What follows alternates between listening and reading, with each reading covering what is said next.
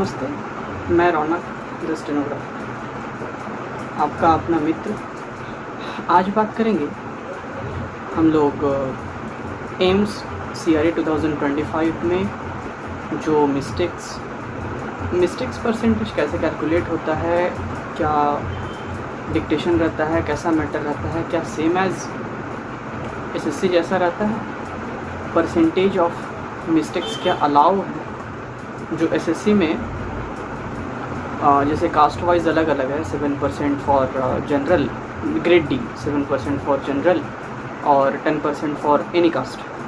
Same as 100 में वो 5% for general और 7% फॉर एनी कास्ट। तो क्या उसी टाइप से एम्स भी अलाउ करता है या फिर उसके लिए भी कुछ अलग क्राइटेरिया है? क्या डिक्टेशन रहता है, क्या मैटर रहता है? वो क्या कैलाश चंद्रो जो केसी है उससे ही देता है? तो इसके बारे में चर्चा करें। तो चलिए वीडियो शुरू करते हैं।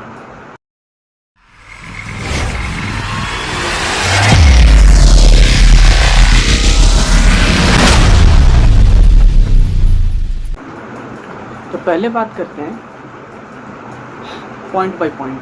पहला कि मैटर रहता कैसा है, मतलब कि सेम एज SSC जैसे जो केसी फॉलो करता है वो सेम फॉलो करता है। मैं बोलूँगा हाँ और ना भी। रीज़न ये है कि मैं अपने पर्सनल एक्सपीरियंस से बता रहा हूँ, क्योंकि अगर आप मेरी पिछले वीडियो को देखें, शॉर्ट्स में जाकर के देखें तो आपको दिखेगा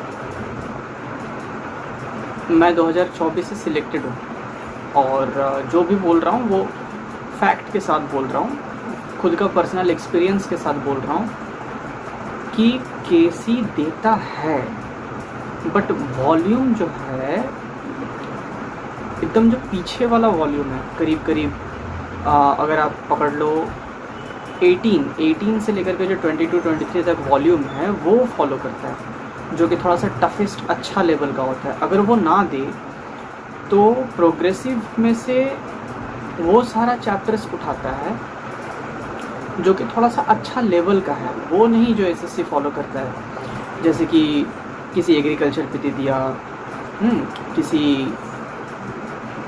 कोई स्कीम पे दे दिया, mister speaker sir, honourable chairman sir, ये सब वो फॉलो नहीं करता। एक अच्छा स्टैंडर्ड होता है। और रहा बात स्पीड का, तो वो आप फील करोगे आप जब जाओगे एग्ज़ाम हॉल में। तो आपके एडमिट में वो चाहे आप 12th से क्वालिफाई किए हो, फॉर्म फिलअप किए हो या फिर ग्रेजुएशन से किए हो, आपके एडमिट में 80 और 100 दोनों ही देने के लिए एलिजिबल हो। तो जब आप दोगे ना तो वो स्पीड प्रॉपर मेंटेन करते हैं। ऐसा नहीं कि 80 बोल करके 100 या 90 तक तो नॉर्मल है, मैक्सिमम है। मैक्सिमम बोला जाए तो बेसिकली आप जब 80 प्रिपेयर कर रहे हो, 80 एग्ज़ाम दे रहे हो, तो नॉर्मली आपको हाथ में 100 स्पीड तो लेकर के चलना ही पड़ेगा, वरना वो जो फ्लक्चुएट होता है ना, फ्लक्चुएट का मतलब हो गया कि वो एक रिदम में चलता है। 10 मिनट के 10 मिनट आपको ऐसा नहीं लगेगा कि कहीं ज़्यादा फिर फ्लक्चुएशन हो गया, मतलब अचानक 100, अचानक 120, फिर वापस से 60, ऐसा कुछ नहीं है। जो कि पूरा का पूरा 80 पे शुरू किया है तो स्टॉप, कॉमा, वो जो पॉज लेने का वो लोग का तरीका है एकदम प्रॉपर, मतलब अगर बेटर देन SSC जैसा अगर बताया जाए तो वो रहा 80। और 100 पे पैसेज, जो कि पिछले बार की अगर बात करें तो 80 पे तो ठीक है, पैसेज ठीक ठाक था, उतना इजी भी नहीं, उतना टफ भी नहीं, ठीक ठाक। मतलब कि मैक्सिमम कैंडिडेट ना, आप पिछले बार का रिकॉर्ड उठा करके देख लो, मैक्सिमम कैंडिडेट फेल किए हैं। रीज़न ये था कि वो चाहे कास्ट हो या UR हो, सबके लिए वो 5% अलाउ है। और 5% अलाउ का मतलब वो 0.1 भी ज़्यादा नहीं कंसिडर करते हैं। 5% तो 5%। तो आप जब प्रैक्टिस करोगे, अच्छा वो उधर जाएंगे, पहले अगर 100 की बात कर ले तो 100 में पैसेज जो पिछले बार दिया हुआ था मतलब अच्छा खासा लेवल मतलब मॉडरेट और टफ़ के बीच में जो आता है ना, मॉडरेट से हल्का ऊपर, टफ़ मैटर का वो जो अच्छा खासा कैंडिडेट होगा वो टफ़ मैटर का मतलब समझता होगा। टफ़ का मतलब हो गया पूरा तरीके से मेडिकल टर्म, उल्टा पुल्टा वर्ड, एकदम मतलब घटिया से घटिया वर्ड जिसको कि टाना ना जा सके, अगर टान भी लो तो स्पेलिंग ना आए, वैसा नहीं। मॉडरेट और टफ़ के ठीक बीच में, और है ना, और आपको 100 का स्पीड प्रॉपर 110 मिनट चलाएगा, जो कि टाइपिंग के लिए सेम एज एसएससी, जो कि 100 पर 10 मिनट यानी कि 1000 वर्ड्स, और टाइपिंग करने के लिए 40 मिनट। सेम एज अगर 80 तो 10 मिनट डिक्टेशन, 800 वर्ड, टाइपिंग करने के लिए 50 मिनट इनफ टाइम होता है आपका। टाइपिंग अगर नॉर्मली 30 भी है तो आप जितना भी लेट करो ना 40 मिनट में हो जाता है। 10 मिनट आपके पास आराम से रहता है कि आप मिला सको। वो एक चीज़। ये तो गया आपका 80 और 100। पिछले बार तो 120 था जो कि पीएस का पोस्ट था, इस बार तो वो है नहीं, तो उस पर अभी चर्चा नहीं करते। बाकी अगर पैसेज बता दिए कैसा आता है, वो आपको प्रैक्टिस कहाँ से करना है, तो प्रैक्टिस करना है प्रोग्रेसिव आप कंपलसरी रखो। प्रोग्रेसिव कभी नहीं छोड़ो, क्योंकि प्रोग्रेसिव जैसा लेवल ही रहता है। क्योंकि केसी में इतना सारा वॉल्यूम है, इतना सारा वॉल्यूम में ढूंढना मुश्किल है कि वो एक टफ़ पार्ट कहाँ पे है। वो लास्ट वाला पार्ट वॉल्यूम में तो टफ़ है, लेकिन उसमें भी कुछ कुछ इजी आ जाता है। वो है ना, एक ना स्टोरी बेस्ड है, ना एग्रीकल्चर है, ना ही आपका स्कीम के ऊपर है, ना ही नॉर्मल पैसेज है। अगर आप प्रोग्रेसिव मंथली प्रोग्रेसिव करके जाते हो तो आपको वहाँ अटकना नहीं चाहिए। हर एक वर्ड आपको पकड़ में आ जाएगा। अगर नया भी आता है तो इतना बार लिखना होता है कि वो आ जाता है। मतलब कि अगर नया वर्ड कुछ लिख दिए,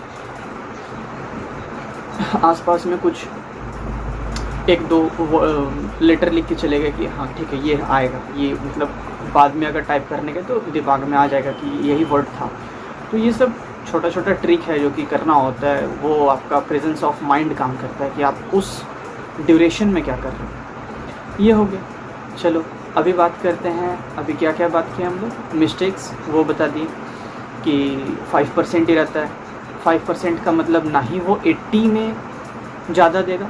85% 80 के लिए भी, वो चाहे शेड्यूल कास्ट हो, शेड्यूल ट्राइब हो, ओबीसी, जनरल, सबके लिए सेम 100 पे भी 5% मिस्टेक्स अलाउ है, जो कि टफ़ हो जाता है, थोड़ा सा टफ़ हो जाता है। क्यों? क्योंकि नॉर्मली बच्चों का 3% मिस्टेक्स रहता है। ब्रिलियंट स्टूडेंट है जो कि पॉइंट पे मिस्टेक्स, 1% मिस्टेक्स ये करते हैं। बाकी नॉर्मली 3 to 4% पे फ्लक्चुएशन रहता है।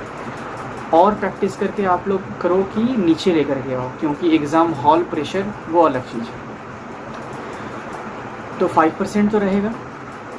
100 पे इसीलिए टफ हो जाता है क्योंकि वो आपको 200 वर्ड एक्स्ट्रा, और वो 200 वर्ड एक्स्ट्रा मतलब 100 पे लास्ट 2-3 मिनट ना आपको बहुत ज़्यादा धैर्य चाहिए। धैर्य चाहिए बोले तो आपका हाथ रुकना शुरू करेगा, हाथ कांपना शुरू करेगा, बहुत सारा होता है। वो प्रैक्टिस का अभाव की वजह से होता है। प्रैक्टिस किए रहोगे तो कोई प्रॉब्लम नहीं होगा। बाकी लास्ट में ही गलती ज़्यादा होता है। शुरुआत का आप 400, 500, 600 ज़्यादा गलती होता ही नहीं है, लेकिन लास्ट में वो होता है। इसीलिए बोला जाता है कि शॉर्ट हैंड है ना, गर्लफ्रेंड के हिसाब से, मतलब कि आप जितना उसको देखोगे वो उतना वैल्यू देगी, छोड़ दोगे ख़त्म हो जाएगा बस। तो ऐसा ही है। ये रहा मिस्टेक्स, कहाँ से करना है वो बता दिए। लेवल कैसा रहता है, जो कि एसएससी से ऊपर ही रहता है, वो नीचे नहीं रहता। ये हो गया है ना। और कुछ छोटा क्या, और कुछ छूट गया तो आप कमेंट करना, क्या आपका क्वेरीज़ है वो क्लियर कर देंगे। अगर ऐसा लगे कि ये इन्फॉर्मेटिव है वीडियो तो like, share and subscribe. Next video में आपको मैं बताऊंगा मेरा पर्सनल एक्सपीरियंस, मेरा कहाँ पोस्टिंग है। पिछले 2024 के इस ईयर में तो मेरा ज्वाइनिंग नहीं हुआ, अभी तो फ़िलहाल वेट कर रहा हूँ। बहुत सारा डीवी भी करवा चुका है मेरा, अभी तक डीवी भी नहीं हुआ है। तो सारा का सारा मैटर पूरा डिटेल्स में चर्चा करेंगे। तो फ़िलहाल के लिए विदा लेते हैं। पढ़ते रहिए, हंसते रहिए, खेलते रहिए, खुश रहिए। धन्यवाद।